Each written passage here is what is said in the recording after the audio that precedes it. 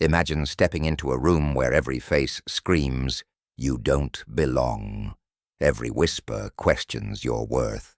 Your competitor, the golden boy, is already plotting your downfall. Yet, despite all of this, you walk away with the trophy in hand. This is not a story from a movie. This is the real journey of Liam Jackson, a 17-year-old from a small town in northern England who stunned Cambridge University and exposed the deep-rooted biases within its prestigious debate tournament. Liam had never planned on becoming the center of attention at the Cambridge National Debate Invitational. Coming from a working-class background, his second-hand clothes and strong northern accent were enough for the elite crowd to dismiss him even before he spoke. Standing awkwardly at the back of the hall, clutching his worn notebook, he felt the weight of the judging gazes, the muttered insults from the privileged students surrounding him. They didn't know who he was or where he came from, and frankly, they didn't care. One voice stood out from the crowd. Dominic Hawthorne, the top debater from Cambridge, dressed in a sharp suit and oozing confidence. "What's this?" he sneered, glancing at Liam with thinly veiled disdain. "The cleaning staff's kid here to debate?" His words were cruel, but they were met with laughter from his friends, all of whom had been polished in the most prestigious schools. As Liam stood, silently absorbing the mockery, something shifted within him. He wasn't there to entertain their ridicule. He was there to prove that his voice mattered. He was Liam Jackson, not just a kid from a council estate. And for the first time, he was about to make them listen. Liam Jackson had always been a quiet observer, someone who had learned to exist in the background, to watch the world around him without demanding attention. He had grown up in a world that often told him he didn't belong. His working-class roots, his northern accent, his humble upbringing, all of these were the invisible markers that seemed to say, "Not for you." Yet when he entered the grand, ivy-covered halls of Cambridge University for the prestigious National Debate Invitational, he had no choice but to step into the spotlight. It wasn't an invitation he had received by accident. He had earned it. But in that room, it felt like no one cared. From the moment he walked through the doors, the tension in the air was palpable. The debaters were mostly from elite backgrounds, their polished shoes tapping in rhythm with their words, discussing topics that seemed far removed from his own reality. They were students from the Upper East Side, the wealthiest suburbs of London, and the best private schools in the country. They were used to being in these circles, used to being seen as the best and the brightest. And then there was Liam, standing at the back of the room, feeling out of place and unsure of his worth in this world of academic royalty. His blazer, which had been passed down from his older brother, was a little too big. His sneakers, worn from years of use, felt like they screamed, "I don't belong here." And his accent, thick with the sounds of his hometown, felt like an obvious marker of difference in a room full of polished vowels. Yet, it was Dominic Hawthorne, the tournament's reigning champion, who made Liam feel like he was invisible, like he was worth nothing. Dominic stood at the front of the room, the perfect picture of Ivy League success, the son of a wealthy businessman and a legacy student at Cambridge. He was tall, poised, and dressed in a perfectly tailored navy blazer, every inch the image of success. As soon as his eyes fell on Liam, he sneered, his voice oozing with contempt. "Who let you in here?" he asked loudly, with the kind of sarcasm that made every word sting. "This isn't some community outreach program, is it?" Liam froze. The laughter that followed made his face burn with shame. There was no escape from the mocking gazes of his peers. They whispered behind their hands, their eyes darting to him like predators sizing up their prey. He didn't belong in their world. He wasn't dressed like them. He wasn't from their background, and he certainly didn't have their pedigree. In a room full of students who had been groomed for success since they were children, Liam felt like the odd one out. Their laughter, their condescension, it was all designed to remind him that he didn't deserve to be there. He wasn't good enough. He wasn't one of them.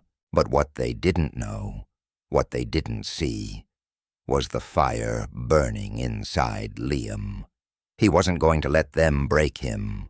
He wasn't going to let them define him. His mother had always told him, "You don't have to outdress them, son. You just have to outthink them." Her words echoed in his mind as he took his seat in the back, clutching his worn notebook. It didn't matter that they doubted him. It didn't matter that they saw him as an outsider. He had something they didn't. He had the determination to prove them wrong. That day, as the first round of debates began, Liam watched the other competitors speak with polished confidence, their words flowing effortlessly, their arguments sharp and well-rehearsed. They were skilled, of course. They had been practicing for years, perfecting their craft, learning to speak in ways that demanded attention and respect. But as Liam sat there, listening carefully to their points, he couldn't help but notice the cracks in their arguments, the flaws in their logic, the gaps in their reasoning. When it was finally his turn to speak, the air in the room seemed to shift. As he walked to the podium, he felt the weight of every judgmental stare on him. Every step was heavier than the last, each one dragging him deeper into the lion's den. The whispers followed him like ghosts, reminding him of his place. What does he have to say? Can he even speak properly? This should be fun to watch. The words stung, but Liam didn't flinch. He didn't let their doubt crush him. His hands shook slightly as he adjusted the microphone. He could feel his heart racing, the adrenaline surging through his body, but he wasn't about to back down. With a deep breath, he began, his voice steady despite the nerves. "I'd like to thank Cambridge for this invitation," he said, his voice clear, "even if some of you in this room think I don't belong here." The room fell silent for a moment. The laughter that had echoed before now stopped, replaced by a charged silence, one that hung thick in the air. The students who had once mocked him were now looking at him with wide eyes, unsure of how to respond. Liam continued, undeterred.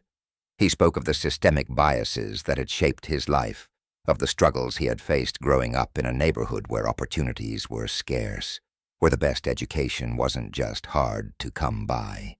It was often an afterthought. He spoke of the schools he had attended, where debate clubs and extracurriculars were a luxury reserved for students with money, while students like him were expected to make do. He didn't have the polished rhetoric or the grandiose vocabulary that the other debaters used, but what he did have was conviction. He didn't just speak from the textbook. He spoke from his own experiences, his own truths. He looked at the audience, at the people who had judged him before he even stepped into that room, and he spoke to them not as an outsider, but as someone who had earned his place, who had earned the right to be there. As we debate the role of socioeconomic background in admissions, Liam concluded, I stand here as proof that we need to level the playing field, not just for people like me, but for everyone who has ever been told that they don't belong. When he finished, the silence that followed was heavy, but not uncomfortable. It was a silence that demanded respect. And though the applause that followed wasn't overwhelming, it was real. It was genuine. For the first time that day, Liam felt like he had truly been heard. The moment Liam Jackson stepped off the stage after his first debate, he knew something had shifted. The overwhelming silence in the room, followed by scattered applause, was more than just a polite response. It was the first sign that he had earned the respect of the room. His heart raced, not with the thrill of victory, but with the understanding that, despite everything, he had managed to stand his ground and challenge an entire system that had been set up to overlook him.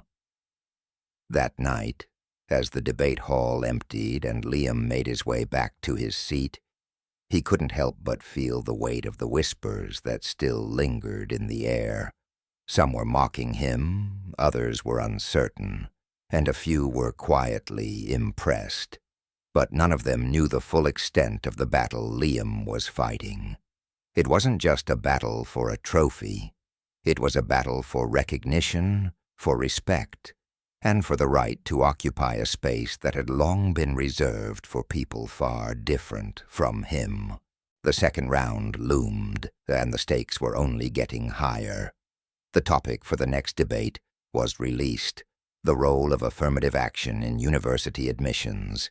Irony wasn't lost on Liam. The very policy that some saw as a handout for students from disadvantaged backgrounds, the very reason he had earned his invitation, was now the very thing he was being asked to debate. For a moment, self-doubt crept in. What if they were right? What if he was only here because of a diversity quota, because of his background, and not his ability? But Maya's voice echoed in his mind, the advice she'd given him in those late-night conversations as she helped him with his speeches. You didn't come this far to fold now? It wasn't just about proving himself anymore. It was about standing up for all the voices that were often drowned out in academic spaces, voices like his, voices that had always been told they didn't belong. In the lead-up to the next round, Liam threw himself into his research. He immersed himself in the history of affirmative action, reading Supreme Court rulings and digging through data on socioeconomic backgrounds and their impact on university admissions. He didn't just prepare arguments. He prepared to defend the very idea that people like him could be seen as equals, could be allowed a seat at the table of academia. The more he worked, the clearer his resolve became. He wasn't just there to argue policy. He was there to make sure the next generation of students didn't have to fight as hard as he did to prove their worth. The day of the second round arrived, and with it came the familiar feelings of uncertainty. The audience buzzed with nervous energy, the air thick with expectation. Liam's name, once at the bottom of the list, had moved higher, but he was still an underdog in the eyes of many. He wasn't one of the polished, prepped students from top-tier private schools, and he certainly wasn't one of the Ivy League royalty that Cambridge and Oxford were known for. But there he was, standing at the podium once more, ready to speak not just for himself, but for all the students who had ever been dismissed as too different to succeed. Gregory Hawthorne, his main competitor, went first. His arguments were flawless, well-researched, well-structured, and delivered with the kind of charisma that made him the darling of every professor in the room. The audience was captivated by his every word, nodding along with his carefully crafted points. He was the Ivy League poster child, every bit the image of success that many expected would dominate the competition. But what Gregory didn't know was that Liam wasn't intimidated by polished rhetoric. He had a different kind of edge, one that came from real-world experience. When it was his turn, Liam took a deep breath and stepped to the podium. His heart pounded in his chest, but his voice didn't falter. This conversation isn't about lowering standards, he began, his voice calm and steady, but with a power behind it that demanded attention. It's about recognizing that the playing field hasn't been level for a long, long time. He didn't launch into rehearsed lines or carefully crafted quotes. Instead, he spoke from the heart, drawing on his personal experiences growing up in a neighborhood where access to quality education was a luxury, not a right. He spoke of the struggles faced by students like him, students who didn't come from wealth, who didn't have connections to top universities, but who still had something to contribute. His words were raw, real, and fiercely honest. Liam didn't shy away from the criticisms that had been lobbed at him earlier. He called out the institutional biases that permeated the system, pointing out that merit often masked privilege.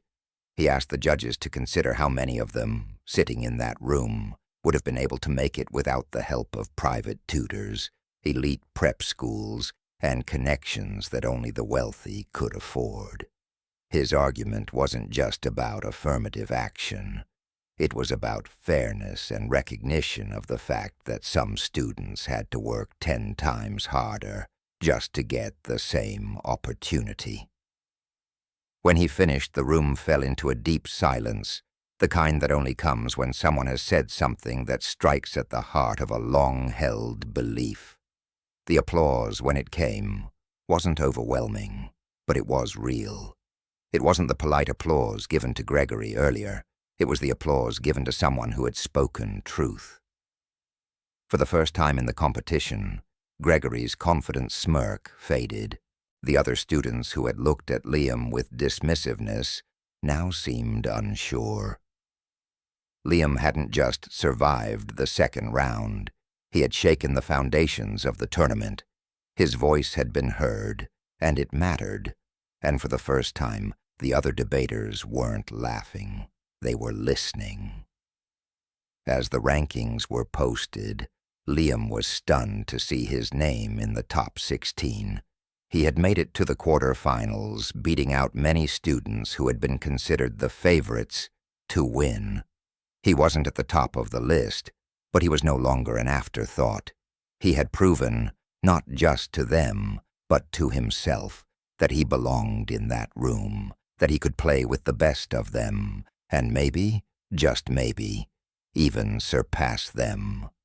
Liam Jackson had come a long way from being the ignored outsider at the beginning of the debate tournament.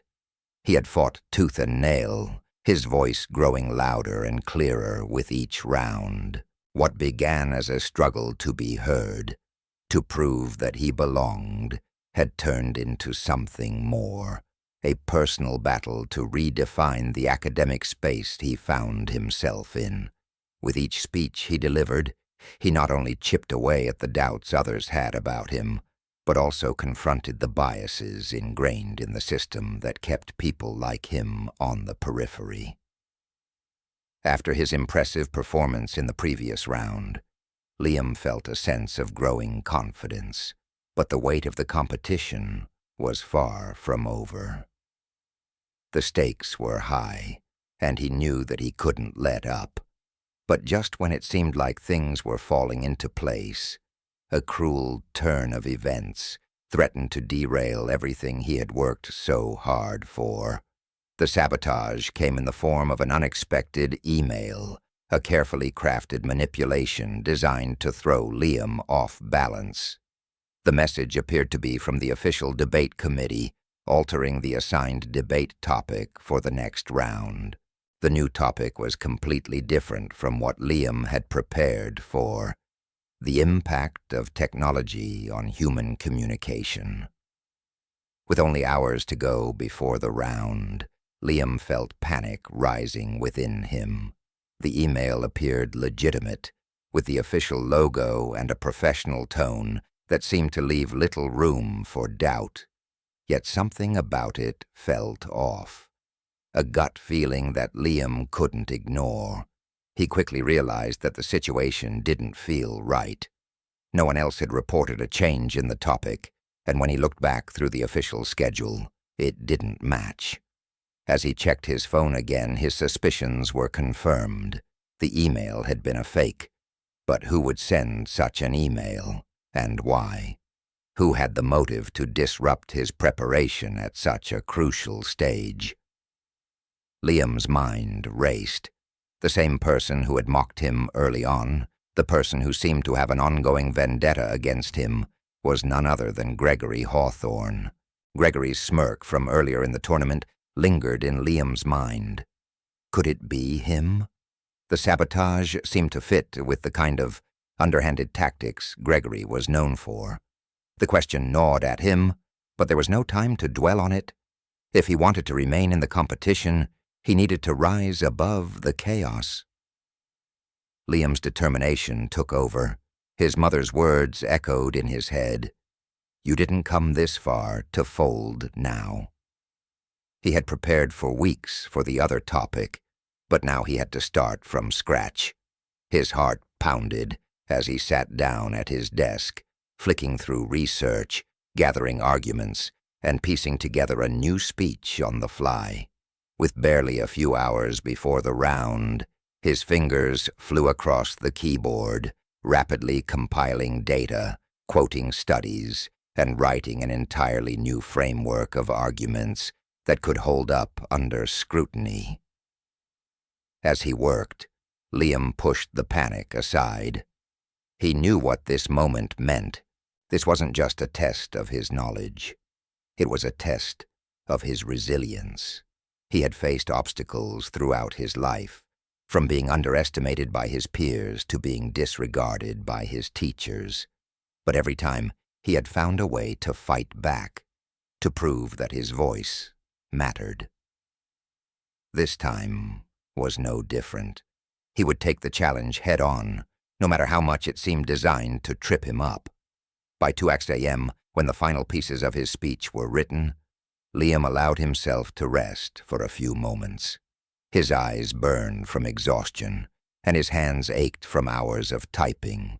But there was no time to waste. He had to sleep, at least a little, before the next round. He closed his laptop and lay down, but his mind buzzed with the endless possibilities of what could go wrong. The sabotage was only the beginning. He knew there would be more challenges ahead, especially with Gregory's likely involvement. The next morning, Liam arrived at the debate hall, already tense from the lack of sleep and the uncertainty hanging over him. As he checked in, Professor Grant, the event coordinator, caught his eye. Her face was unreadable, but she quickly ushered him inside. Liam's heart sank as he was told that the new topic was real. He wasn't imagining things, but the timing was still suspicious. This wasn't the first time Liam had faced an obstacle like this, and it wouldn't be the last. As he stood backstage, waiting for his turn, his thoughts turned back to Gregory. Despite the sabotage, Liam wasn't going to let the other debater dictate his outcome. He would step onto that stage and deliver his speech. He would turn the tables on the manipulative tactics and prove that his voice couldn't be silenced. When it was finally his turn, Liam stepped onto the stage, feeling the weight of the challenge bearing down on him. He walked up to the podium, clutching his notes, trying to steady his hands. He had been thrown off course, but this was still his moment. Despite the sabotage, despite the doubts, he had one thing the others didn't: a voice that couldn't be ignored. With conviction, Liam began his argument. He spoke about the erosion of authentic human communication in the age of digital technology. He drew on his own experiences, his observations from the world around him, and he presented his argument with a rawness and realness that could not be replicated by the calculated performances of his competitors. The energy in the room shifted. The audience, once skeptical, began to listen. They couldn't help but be moved by his passion and his undeniable understanding of the topic. The applause at the end was not as loud as some of the other competitors, but it was genuine. It was earned. And for Liam, that was enough. He had proven once again that nothing could stop him, not even sabotage, He wasn't just surviving anymore, he was thriving. As the round concluded and the results were posted, Liam's name appeared on the leaderboard. He had made it through to the semi-finals. The sabotage had failed. He had risen above it, as he had always done in life. Now, with the prize in sight, Liam knew that the real battle was only just beginning. Liam Jackson had fought tirelessly to earn his place in the Cambridge National Debate Invitational, and now, as the competition progressed, he could feel the weight of his journey pressing down on him. The stakes had grown higher, not just for the trophy, but for something far more personal: respect.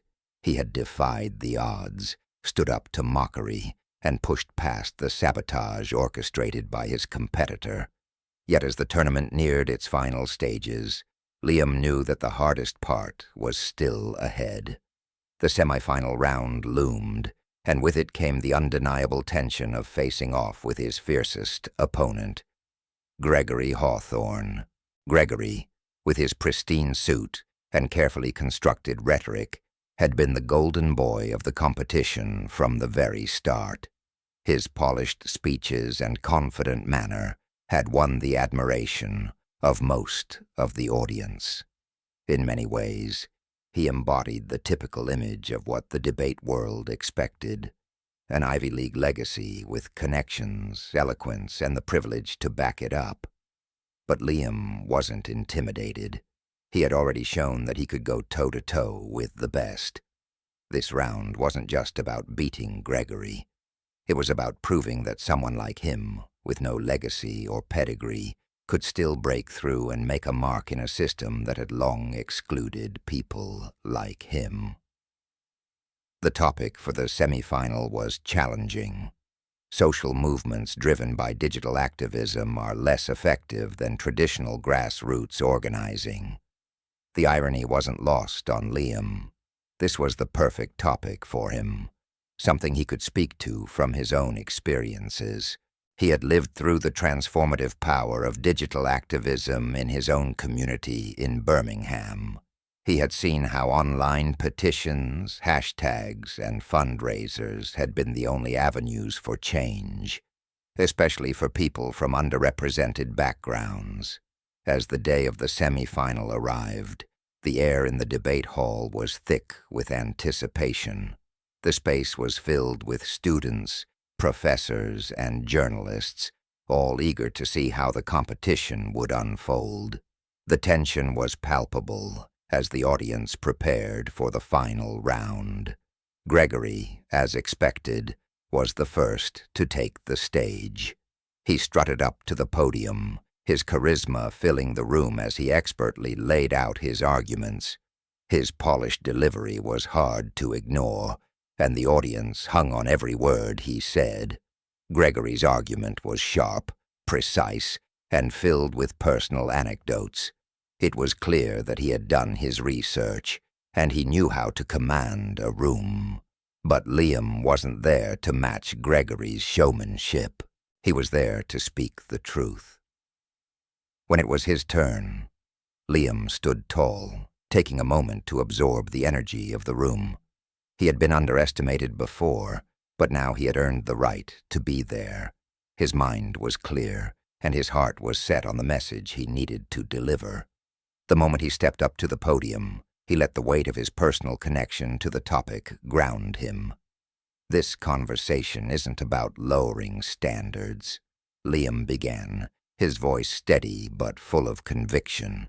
"It's about recognizing that the playing field has never been level, especially for people like me." The room went quiet. There was no grand, flashy introduction. Instead, Liam spoke with sincerity, speaking about his own experiences with digital activism and how it had helped to empower marginalized communities. He didn't need to stand on the same stage as Gregory and mimic his style. He just needed to speak from his truth. Liam spoke about how social media had become a vital tool for change, especially in his community. He shared the story of how digital campaigns had helped bring attention to issues that were otherwise ignored. He didn't just focus on the successes of these movements, but also addressed the obstacles, the criticisms, and the importance of both traditional and digital activism.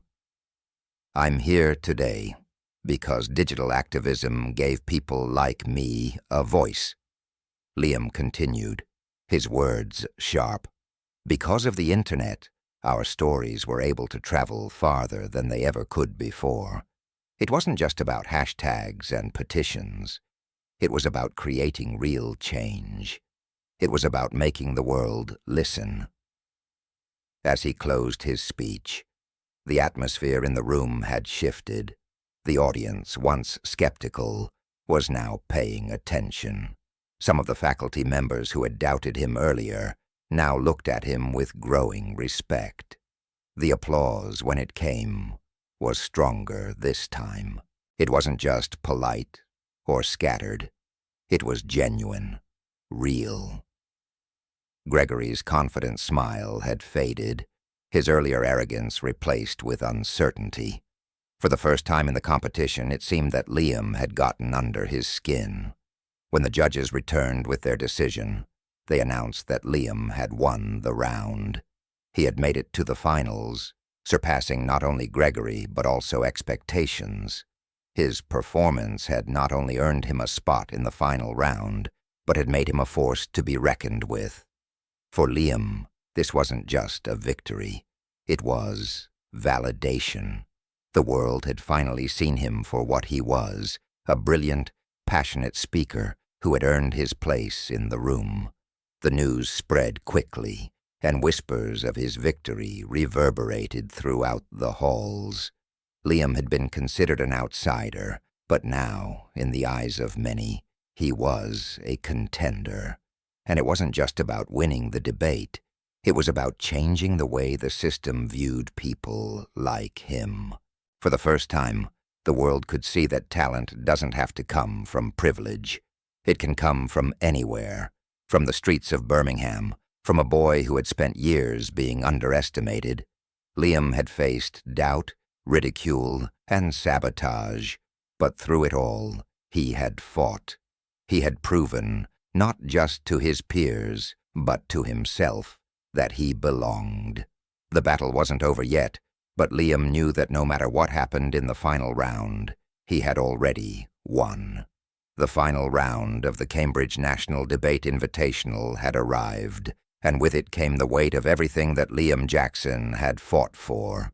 From the first day, when he had walked into that intimidating space with nothing but his determination, to now, standing in the finals, Liam had come a long way. The odds were stacked against him from the start. His background, his accent, his outsider status, all of these things had made him an easy target for ridicule and dismissal. But as the final round approached, the once skeptical audience had been forced to reconsider their assumptions. Liam had not only survived, but thrived in a system that had been designed to keep him on the margins. Now standing at the podium once again, Liam was more than just a competitor. He was a symbol, a living testament to the power of resilience, of breaking through barriers that had been built to keep people like him out. The debate topic for the final round was one that carried deep personal resonance for him. Traditional institutions remain the best guardians of academic integrity. This was a topic that questioned the very institutions he had been made to feel unwelcome in, and he was about to speak on it, not from the perspective of a student trying to gain entry, but from someone who had already been denied access and had fought tooth and nail to claim his rightful place. Gregory Hawthorne, the so-called golden boy of the debate circuit, was Liam's final opponent.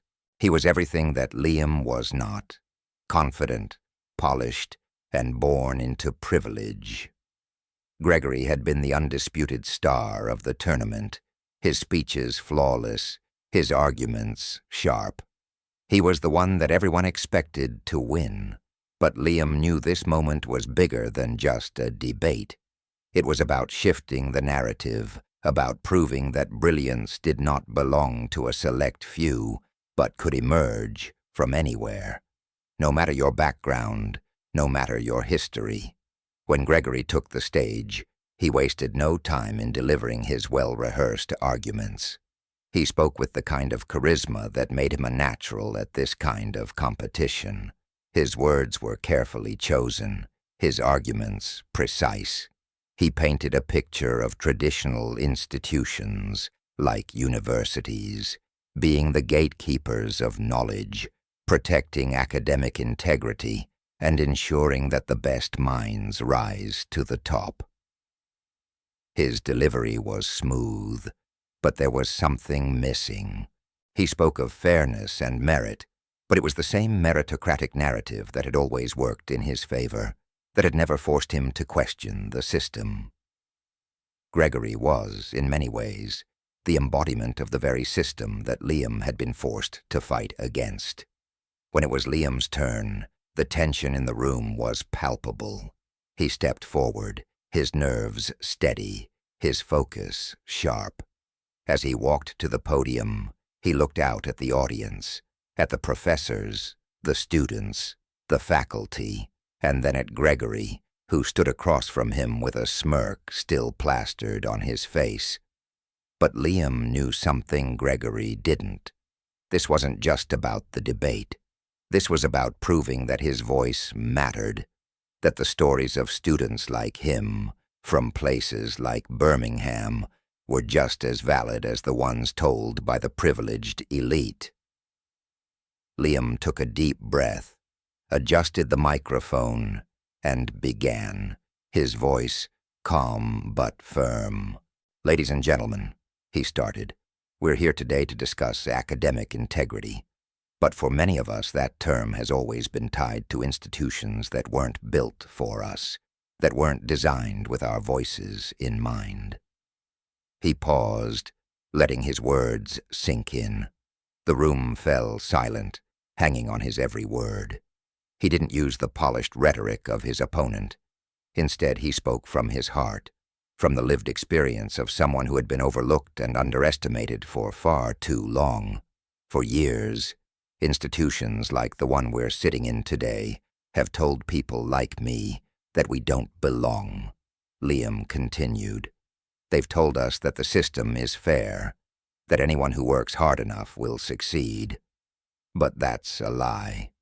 The truth is, this system wasn't designed for people like me, people from working-class backgrounds, people who don't have the legacy or the pedigree to make it through the doors. He glanced at Gregory as he spoke. It's not that we don't have the potential. It's that we're never given the same chances. We're made to fight harder for the same seat at the table, a seat that some of us are told we're not even worthy of. The room was still, the only sound the faint rustle of papers as the audience shifted in their seats. There was no applause, just the weight of truth hanging in the air. For the first time in the debate, Liam wasn't just speaking to win. He was speaking to change the way they saw the world. Liam continued, referencing historical examples of how universities had once denied entry to women, to people of color, to anyone who didn't fit a narrow, privileged mold of what success looked like. He spoke of how the notion of academic integrity often meant protecting those who had always had access, while silencing those who were trying to break in. Integrity isn't about preserving traditions that exclude people, Liam said. It's about recognizing that sometimes those traditions need to evolve. It's about making sure that the next generation of thinkers and leaders doesn't look like the last one. When he finished, the silence was profound. The applause that followed wasn't overwhelming, but it was real. It wasn't the kind of polite clapping that Gregory had received earlier. It was genuine, acknowledging the power of Liam's argument. For the first time, Liam felt like he had truly made an impact. As the final results were announced, Liam's name was called. He had won. He had beaten Gregory, and more importantly, he had made a statement. He had shattered the illusion that success was reserved only for those born into privilege and power. The applause that followed wasn't just for Liam's victory. It was for the way he had redefined the competition, for the way he had forced everyone in that room to rethink what it meant to belong. For Liam Jackson, this wasn't just the end of a debate tournament. It was the beginning of a new chapter, a chapter where his voice would no longer be silenced. Breaking barriers. When Liam Jackson stood on that stage at the final round of the Cambridge National Debate Invitational, he knew he had already done something monumental. It wasn't just about winning the competition. It was about breaking barriers that had long kept people like him from being seen or heard in academic spaces. As he stepped up to the podium, facing the room filled with elite students and professors, the weight of his journey felt heavier than ever. The challenge was no longer just the debate. It was about proving that someone like him, someone from a working-class background, could stand shoulder to shoulder with the very best. Gregory Hawthorne, his fiercest competitor, stood across from him. Gregory was the embodiment of everything that had always been accepted in these elite academic circles: polished, confident, and well-connected. He had the right background, the right education, and the perfect pedigree to succeed in this environment. To many, he was the golden child of the debate circuit. But Liam, despite the odds, had already shown that he wasn't going to be just another underdog. He had earned his place in this competition, and now he was determined to show that he belonged here, not just as a competitor, but as someone who could challenge the very foundations of what people believed success looked like. The final topic was one that felt almost tailor-made for Liam's journey. Traditional institutions remain the best guardians of academic integrity. For someone like Gregory, this topic was an easy win. He could speak to the history and legacy of institutions like Cambridge, telling the world how these institutions had always been the best at upholding academic standards. It was a topic that celebrated the very system that had given him his position of power, the very system that Liam had always been told he didn't belong to. But for Liam, this wasn't just a debate topic. It was a chance to challenge everything. It was a chance to point out the flaws in a system that favored privilege, to call out the very notion of academic integrity that had kept him, and countless others like him, on the outside looking in. The irony wasn't lost on him. Here he was, standing in a room that had tried to shut him out, facing an opponent who represented everything that had once made him feel inferior. Yet despite all of that, Liam knew he was about to turn the tables. Gregory went first, as expected, with his sharp rhetoric and polished delivery. He spoke with the kind of authority that only years of privilege and preparation could give. His arguments were well-structured, and his confidence was unshakable. To the casual observer, it was the perfect performance, flawless and assured. But Liam wasn't just watching the words. He was watching the system in action. He was watching the familiar patterns of privilege unfold in front of him, the same patterns that had tried to deny him his place here. When it was Liam's turn, he didn't try to match Gregory's performance. He didn't try to mimic his confidence or use the same polished language. He simply spoke the truth, his truth. He stepped up to the podium, adjusted the microphone, and took a deep breath. For a moment, The world outside the debate hall seemed to fall away, and all that mattered was the words he was about to say. "This conversation isn't about lowering standards," Liam began, his voice steady, but filled with conviction. "It's about recognizing that the playing field has never been level. It's about understanding that the very institutions we trust have been built on foundations that excluded people like me." Liam's words rang through the hall. The audience, once eager to see another polished performance, now found themselves hanging on his every word. He didn't talk about the system in abstract terms. He talked about it from the perspective of someone who had lived it, someone who had always had to fight to prove that he belonged. He spoke about how universities, especially elite ones like Cambridge, had long been the gatekeepers of knowledge and opportunity, but had only ever allowed a select few to cross their thresholds. He went on to explain that academic integrity wasn't about protecting the traditions that kept the privileged in power. It was about fairness. It was about making sure that the next generation of leaders didn't look like the last one, that they were more diverse, more inclusive, and more reflective of the world outside these ivy-covered walls. "Integrity isn't about preserving the status quo," Liam said, his voice growing stronger with each word. "It's about evolving past the very systems that have been built to keep certain people out." For the first time in the tournament, the atmosphere in the room had shifted. The audience, once indifferent, was now fully engaged. Professors and students alike leaned forward, some nodding in agreement, others caught in the raw power of Liam's argument. When he finished, there was no polite applause. There was no tepid clapping. The room was silent for a moment, heavy with the weight of his words. And then the applause came, genuine, heartfelt, and full of recognition.